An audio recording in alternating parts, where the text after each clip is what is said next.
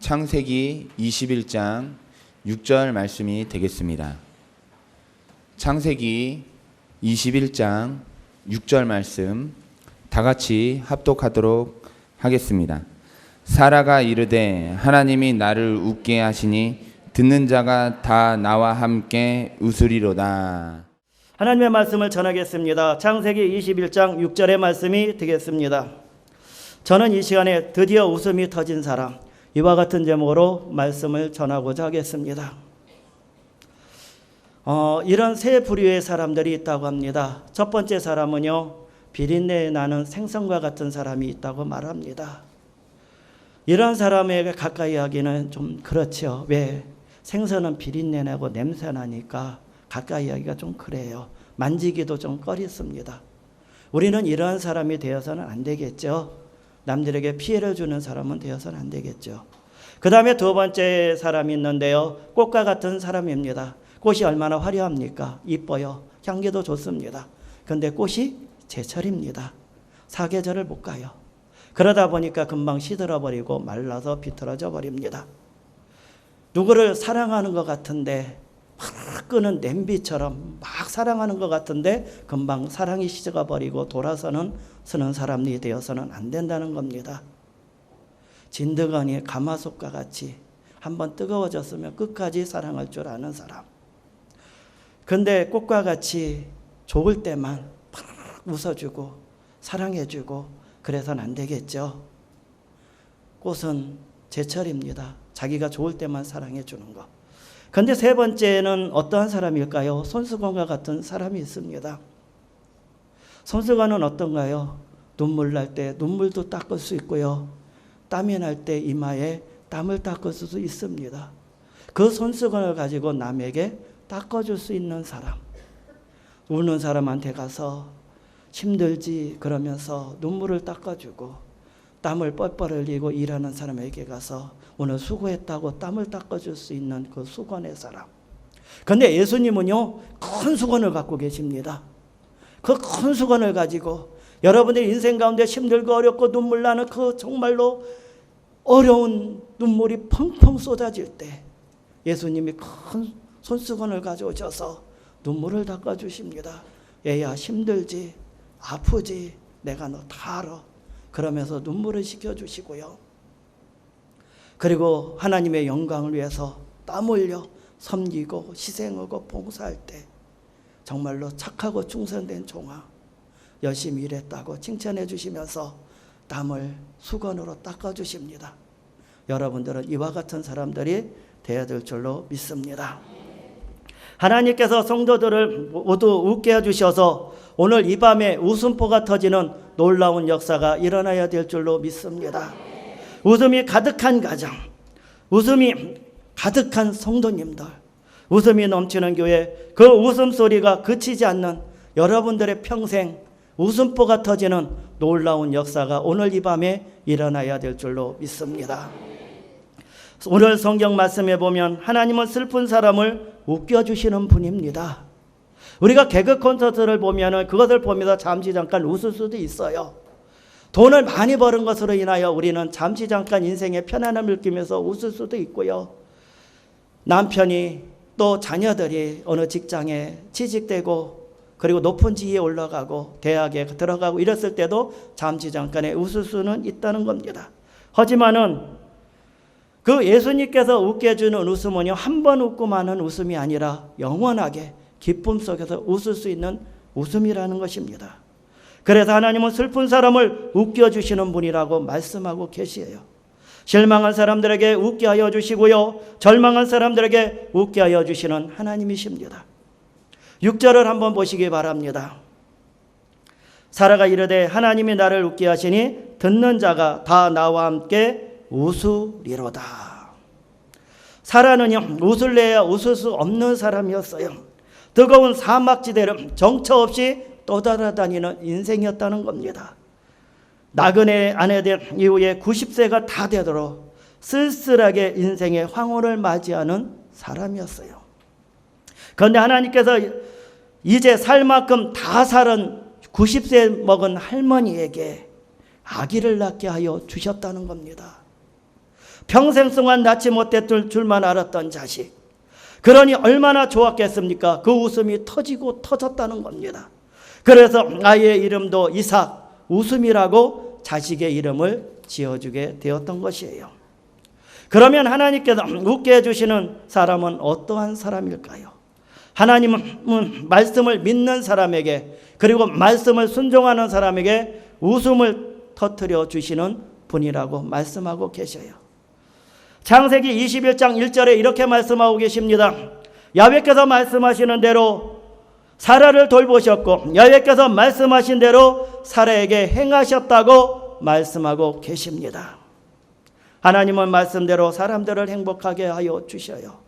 하나님께서는 외로운 아브라함과 사라에게 아들을 주시겠다고 말씀하고 계십니다. 그리고 그 말씀을 믿었던 아브라함 부부에게 말씀대로 이삭을 주셨어요. 하나님께서는 말씀을 듣고 기다리는 사람에게 기적을 행하여 주셔서 웃게 하여 주시는 것입니다. 행복한 삶을 살도록 축복하여 주십니다. 오늘 이 밤에 하나님께서 웃게 하여 주시고 축복하여 주실 줄로 믿습니다. 예수님께서도 이 세상에 오셔서 아파서 울고 실패해서 울고 가난해서 슬프게 살아가는 사람들에게 다시 한번 웃음을 찾아 주셨던 것입니다. 예수님을 만난 사람들은 울며 왔다가 모두 다 웃으면서 돌아갔다는 사실, 오늘 이 밤에 여러분들은 울면서 왔다가 웃으면서 돌아가는 놀라운 역사가 임하게 될 줄로 믿습니다.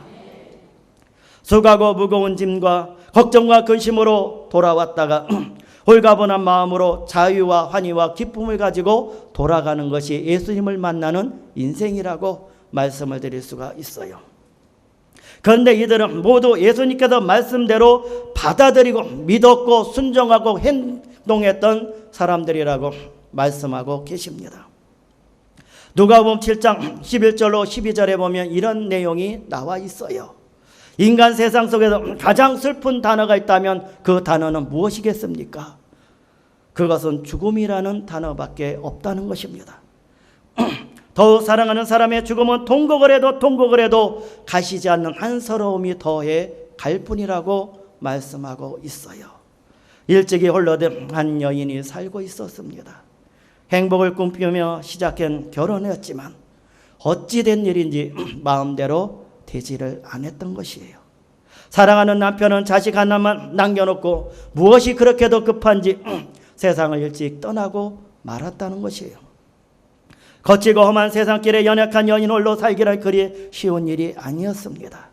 몇 번이고 세상을 포기하고 싶은 마음이 들었지만 아무것도 모르고 옹알이하는 어린 자식 때문에 그래도 살아야겠다는 다구찬 마음을 추스리며 살아가고 있었어요.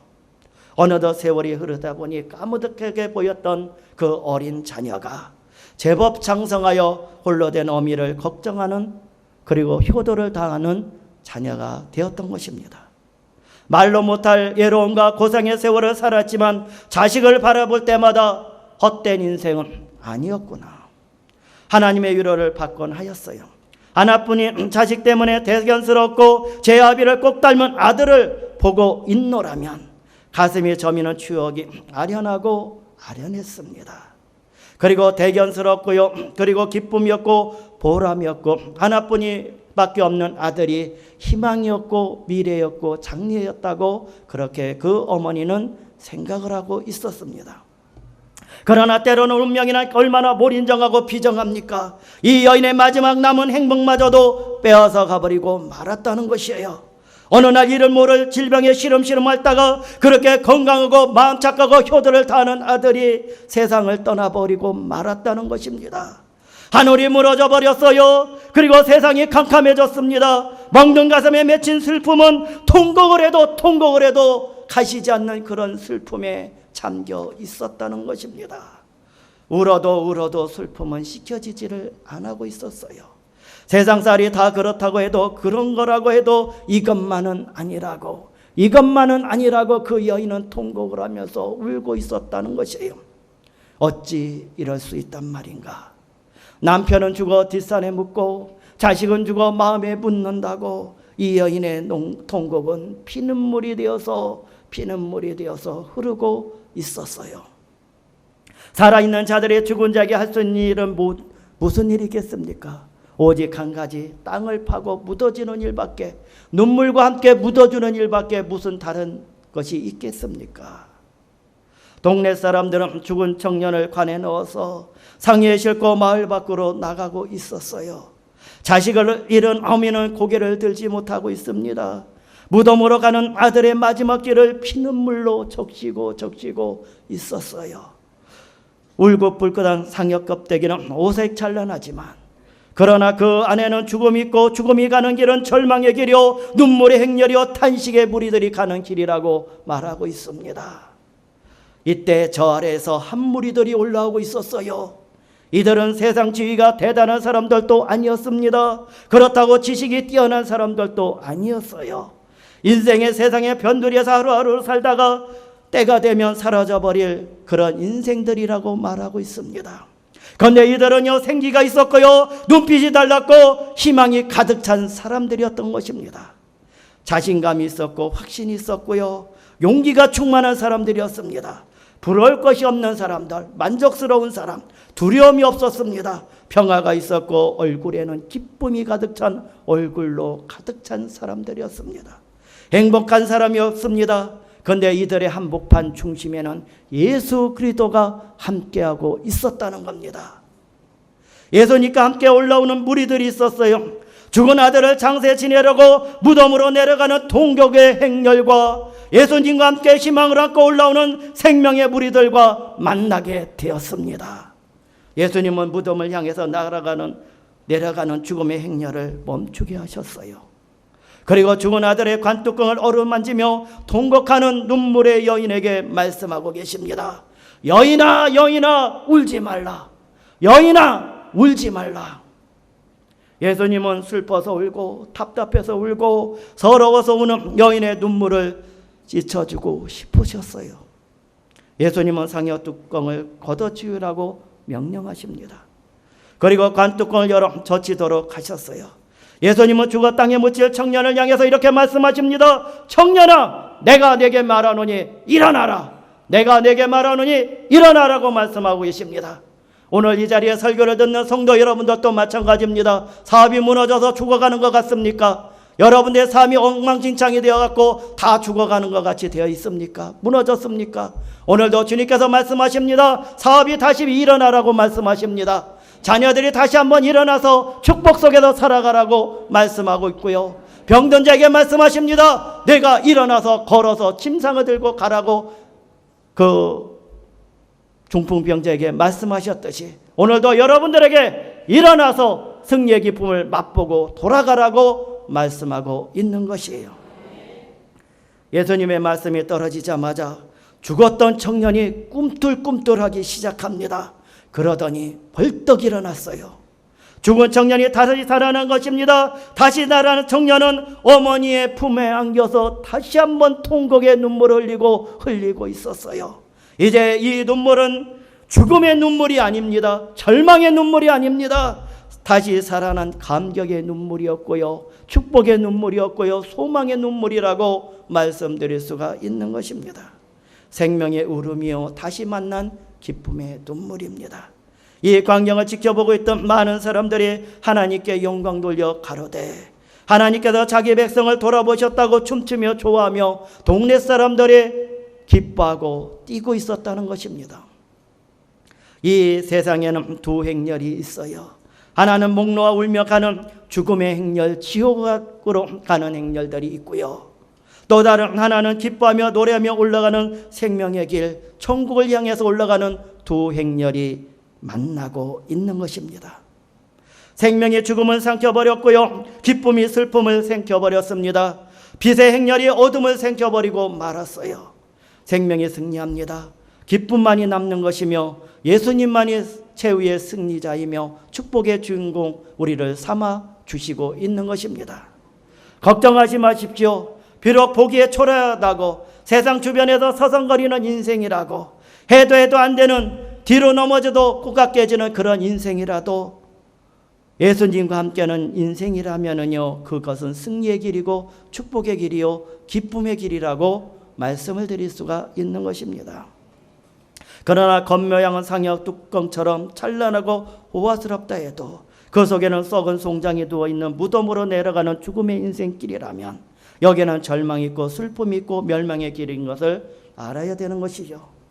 누가복음 16장 19절에 보면 부자와 나사로라는 사람이 나옵니다. 여기에 보면 부자라는 사람은 얼마나 부자였냐면 날마다 잔치를 벌리고요, 채색옷을 입고요, 그리고 많은 사람들을 초청해다가 잔치를 벌리는 사람입니다. 하지만 이 사람은요, 세상 사람들이 볼 때는 승리한 사람이었고요, 축복사를 받은 사람이었고요, 부러움의 대상이었던 사람이었습니다. 하지만 이 사람은요, 인간이어서 와서 어디를 가며 왜 사는지를 알지 못하고 사는 사람이었습니다.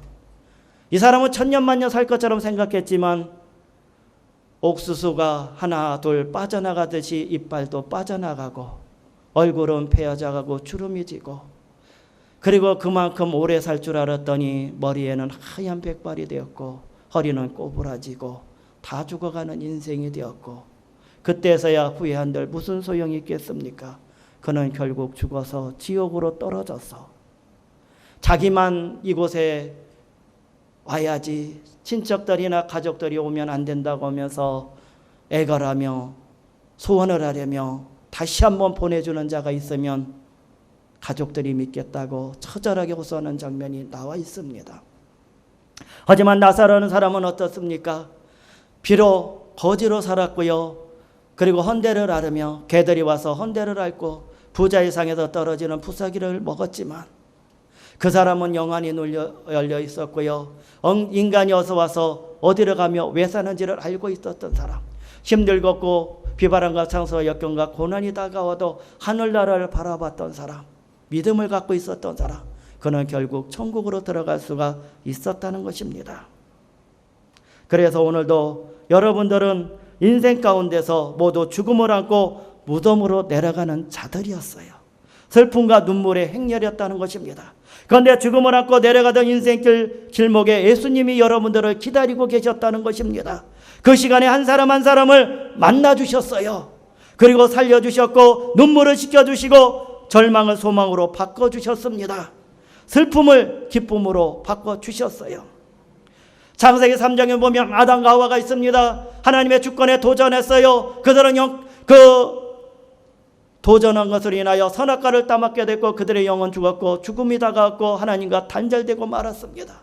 그들은 하나님을 낯을 피해서 나무 뒤에 숨었을 때 하나님께서 나타나서 아담아 내가 어디냐고 부르셨습니다. 그들은 끝내 나타나지 아니었고 회개치 아니었고 돌이키지 않은 것으로 인하여 그들은 에덴 동산에서 쫓겨나고 말았습니다. 하지만 하나님께서 그 인간들을 그냥 내버려 두었을까요? 요한복음 3장 16절에 하나님이 세상을 이처럼 사랑하사 독생자를 주셨으니 이는 저를 믿는 자마다 멸망치 않고 영생을 얻게 하려 하심이라. 예수 그리스도께서 이 땅에 오셔서 가난과 저주와 질병 모든 죄를 청산하기 위해서 십자가에 못 박혀 죽으셨다가 부활하신 것입니다. 그것으로 인하여 지옥으로 내려가던 사람들이 예수님과 함께 천국을 향해서 올라가는 행렬로 바꿔주셨어요. 이것이 성도의 삶이요 이것이 교회라고 말씀을 드릴 수가 있는 것입니다. 사도행전 14장 8절에 보면 누스드라에서 발을 쓰지 못하는 사람이 나와 있습니다. 사도행전 14장 8절에 누스드라에서 발을 쓰지 못한 한 사람이 앉았는데 나면서 걷지 못하게 되어 걸어본 적이 없는 사람이라고 그렇게 말하고 있습니다. 그런데 어느 날부터인가요? 복된 소식이 들립니다. 예수 그리스도에 대해서 복음이 들렸다는 겁니다. 예수 그리스도께서 이 땅에 오셔서 가난과 저주와 질병 모든 죄를 청산하기 위해서 십자가에 못 박혀 죽었다 부활하셨다는 그런 메시지를 듣게 되었고요. 그리고 복음을 전파하는 사람이 있는데 거기서 바울을 만나기만 한다면 하나님의 말씀을 통해서 치료함을 받는다는 복된 소식을 듣게 되었어요. 그랬을 때 이 사람이 어떻게 됩니까? 인내를 가지고 그리고 소망을 가지고 열정을 가지고 예수님을 만나러 나오게 되었다는 것입니다. 그가 나올 때 어떻게 했을까요? 그는 힘들고 어려운 그 환경을 이겨내고 나왔다는 것입니다. 오직 예수님을 만날 수 있다면 나의 모든 인생을 변화시킬 수 있다는 그런 것을 가지고 나왔다는 것입니다. 하나님을 절대로 포기하지 않았어요. 예수님 앞에서 포기하지 않고 그는 기적을 가지고 체험할 것을 믿고 나왔다는 것입니다. 나올 때는 돌짝밭도 있었고요, 가시밭길도 있었고요, 그 길은 굉장히 험하거나 그리고 다듬어지지 않는 그런 길이 있었을 것입니다. 그래도 그는 그 팔이 부르뜨고 무릎이 부르뜨고 그리고 여러 가지 힘든 지경에서도 기대를 가지고 나왔다는 것입니다. 그랬을 때 그 사도행전 14장 9절에 바울이 말하는 것을 듣고는 바울이 주목하여 구원받을 만한 믿음이 그에게 있는 것을 보고 큰 소리를 이르되 네 발로 바로 일어서라 하니 그 사람이 일어나 걷는지라고 말씀하고 있다는 것입니다. 하나님의 말씀을 믿었고 순종했고 말씀을 열정적으로 사모함으로 받아들이게 되자 바울이 외쳤다는 것입니다. 큰 소리를 이르되 네 발로 바로 서라 하니 그 사람이 일어나 걷는지라. 이 사람이 어떻게 됐습니까? 슬픈 가운데서 절망 가운데서 눈물 나는 지경이었지만 예수 그리스도를 만남으로 말미암아 하나님의 말씀을 통해서 그는 축복을 받고 응답받고 치료받고 웃으면서 집으로 돌아가는 놀라운 역사가 임하게 되었다는 것입니다. 요한복음 2장 1절에 보면 가나안의 혼인잔치가 나와 있어요. 이 혼인잔치는 어떻습니까? 일륜지 대사 중에 매우 중요한 일이라는 겁니다. 그래서 동네 사람들을 초빙했고요. 그리고 예수님과 그의 제자들과 그의 어머니도 청함을 받아서 혼인잔치에 가게 되었습니다. 몇 날 며칠 전부터 준비했던 그 혼인잔치가 예기치 못한 사태가 벌어지고 말았어요. 만반의 준비를 갖췄던 그 포도주가 떨어지고 말았다는 겁니다. 이 가정의 혼인잔치 집에 영적으로 보면 기쁨이 떨어지고 말았다는 것입니다. 여러분들도 설교를 듣는 가운데 내가 인생 가운데 만반의 준비를 갖췄다고 하지만은 여러분들 삶 가운데서 건강이 부족한 사람, 물질이 부족한 사람, 가정의 평화가 부족한 사람, 믿음과 소망과 사랑이 부족한 사람들이 있을 것입니다. 이것으로 인하여 마음 아프고 슬퍼할 수도 있다는 겁니다. 하지만 오늘도 내가 단호히 여러분들에게 말씀을 드리고자 하는 것은 예수 그리스도께서 기쁨의 영원한 저수지가 된다는 사실을 기억하시길 바랍니다. 포도주가 떨어졌을 때 어떻게 됩니까? 6항아리에 물을 채우라는 그 명령에 따라서 순종하고 믿고 연회장에 갖다 주었더니 어떻게 됩니까? 물이 변하여 포도주가 되는 역사. 그 혼인잔치에서 슬픔으로 변하다가 예수 그리스도의 역사하심으로 말미암아 예수 그리스도께서 함께 하심으로 말미암아 기쁨으로 바뀌었다는 사실을 아시기를 바랍니다. 날마다 하나님의 말씀에 순종하면 날마다 웃음보가 터지는 역사가 일어날 것입니다. 힘들고 고통스러워도 웃음을 주시는 하나님을 바라보고 말씀을 의지하고 한 말씀이라도 내가 순종하고 믿고 나가겠다고 말씀을 부여잡고 나가면 그 말씀을 통해서 역사하여 주시고 응답하여 주시고 그리고 축복을 받는 놀라운 역사가 임하게 될 줄로 믿습니다. 사도행전 3장에 보면 안진뱅이가 나옵니다. 그 안진뱅이는 거지였습니다. 누군가가만 데려다줘야 성전 미문에서 구걸하는 인생이었어요. 하지만 거기에 보면 베드로와 요한이 제9시 때마다 성전에 올라가서 기도하는 사람이었어요. 그는 성령의 충만을 받게 되고 그래서 안진뱅이가 이렇게 말합니다. 내게는 은과 금이 없으되 곧 나사렛 예수 이름으로 일어나 걸으라고 명령을 하게 됩니다. 그랬을 때 어떻게 됩니까? 그가 믿음을 통해서 다시 일어나고 걷기도 하고 뛰기도 하고 하나님을 찬송하고 영광 돌리는 역사가 일어났다는 것입니다. 오늘 여러분들은 예수님과 만남이 있어야 돼요. 신앙생활 10년 했다고요? 20년 했다고요? 하나님 말씀을 통해서 만남이 되지 않는다면 그것은 다 헛것이라는 것입니다. 여러분들 오늘 말씀을 사모하시고 거기에 순종하고 오늘 말씀을 통해서 주님을 만나는 역사가 일어나야 될 줄로 믿습니다. 마태복음, 마가복음, 누가복음, 요한복음에 보면은요 대제사장과 서기관과 바리새인들이 있습니다. 이 사람들은 성경의 율법에 능통한 자들이었어요. 하지만 아는 것으로 끝났고요 지식으로 끝났습니다. 하나님을 만나지를 못했어요. 자기네들이 가장 하나님을 잘한다고 생각했어요. 가장 잘 믿는다고 생각했습니다. 하나님의 영광을 나타낸다고 했어요. 하지만 결국은 그들은 하나님이 결국 이 세상에 오셨을 때 알아보지를 못했다는 겁니다. 영안의 눈이 어두워 있었어요. 왜? 그들은 환경을 바라보고 세상을 바라봤기 때문에. 여러분들 말씀을 믿고 순종하고 나갈 때 주님을 만나는 역사가 일어나야 돼요. 하나님의 말씀만 믿고 나가시기를 바랍니다. 하나님께서 창세기 21장 2절에 사라가 잉태하고 하나님의 말씀하신 기한에 미쳐 늙은 아브라함에게 아들을 낳으니라고 말씀하고 있습니다. 믿음을 기다리는 사람에게 웃음보를 터뜨려 주시듯이 하나님께서는 그리고 아브라함과 사라에게 웃음보를 터뜨려 주셨어요. 모든 범사에는 때가 있습니다. 나는 지금 이루어지지 않았지만 믿고 바라보고 나아가십시오. 갈라디아서 6장 9절에 우리가 선언하게 된 낙심하지 말지니 실망치 아니하면 때기름에 거둔다고 말씀하고 있는 것입니다. 오늘 그러기 때문에 기다리고 순종하고 기도하면 하나님이 다 이루어 주십니다. 때와 기한은 하나님이 결정하시고 하나님의 시간에 여러분들은 기다려야 됩니다. 하나님께서 웃게 하시는 웃음은요, 한 번 웃고 마는 것이 아니라 평생 동안 두고두고 웃음보가 터지게 하는 역사를 일으켜 주십니다. 그렇기 때문에 오늘도 참고 견디십시오. 기도하십시오.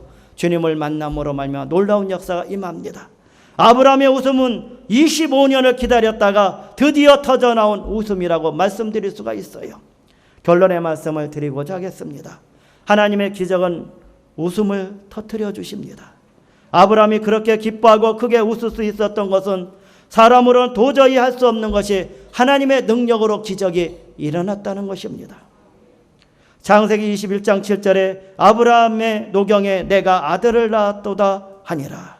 창세기 21장 2절에 노년의 아브라함에게 아들을 낳으니, 아브라함이 늙었다고 말하는 것은 도저히 사람의 힘으로는 할 수 없던 일, 그러나 하나님의 능력이요 하나님의 기적으로 말미암아 아들을 낳는 역사, 하나님의 기적이 오늘 성도들의 삶 속에 나타나서 정말로 질병도 치료 안 받고 사업도 잘 되고 자녀의 축복도 받는 것으로 인하여 오늘 웃음보가 터지시기를 바랍니다.